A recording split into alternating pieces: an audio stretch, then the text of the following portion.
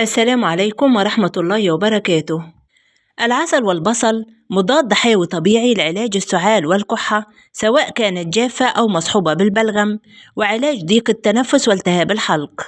يحتوي ماء البصل على كميات كبيرة من الفيتامينات مثل فيتامين ألف وفيتامين ب وفيتامين ج، كما أنه غني بالمغنيسيوم والحديد والفسفور. ويحتوي أيضا على مركبات الكبريت التي تساعد في محاربة المخاط وتعزز عملية طرده من الممرات الهوائية، ويساعد على تخفيف أعراض التهاب الحلق. وكذلك العسل فهو مضاد حيوي طبيعي ضد البكتيريا والفيروسات.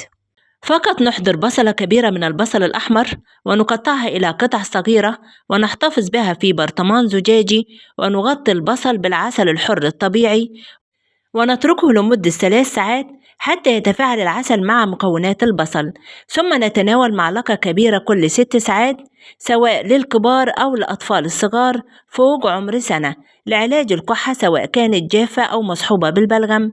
فهو مفيد جدا في طرد البلغم وتطهير الممرات التنفسية من البكتيريا والفيروسات المسببة للكحة والتهاب الحلق والتهاب القصبات الهوائية. فهو يعتبر مضاد حيوي طبيعي، كما أنه يساعد في تقوية جهاز المناعة ضد الإصابة بالأمراض. والسلام عليكم ورحمة الله وبركاته.